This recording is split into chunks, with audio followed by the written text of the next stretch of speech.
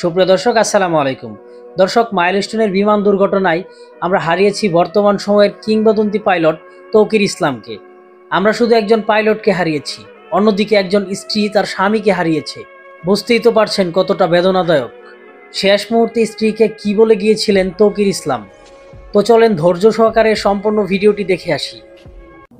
স্বপ্ন ছিল আকাশে জয় করার, দায়িত্ব ছিল দেশ মাতৃকা রক্ষায় আকাশে উড়বার।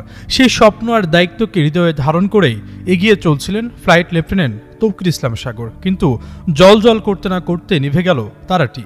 নিয়মিত প্রশিক্ষণ চলাকালে দুর্ঘটনায় প্রাণ হারালেন দেশের এই পাইলট। রেখে গেলেন অগণিত মানুষের ভালোবাসা, গর্ব এবং শূন্যতার দীর্ঘশ্বাস। মাত্র ২৭ বছর বয়সে এমন বিদায় যেন কোনোভাবেই মেনে নিতে পারছেন না পরিবার, সহকর্মী, শিক্ষক, বন্ধুবান্ধব, এমনকি পুরো জাতি।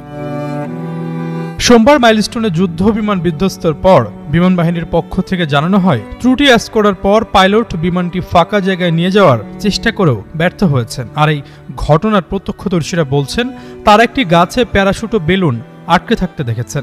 এরপরে তারা ধারণা করেন পাইলট বেঁচে থাকতে পারেন, কারণ যেখানে বিমান বিধ্বস্ত হয়ে আগুন জ্বলছিল সেখান থেকে কিছুটা দূরে প্যারাশুটে আটকে থাকা গাছটির অবস্থান। শেষ পর্যন্ত পাইলটকে উদ্ধার করা হয় ঘটনাস্থলের কিছুটা দূরে থাকা একটি ভবন থেকে। বিশ্লেষকরা বলছেন, পাইলট সবটুকু চেষ্টা করেও যখন বুঝতে পেরেছেন কোনোভাবে আর দুর্ঘটনা এড়ানো সম্ভব হবে না, ঠিক তখনই হয়তো তিনি বিমান থেকে প্যারাশুট নিয়ে লাফ দেন।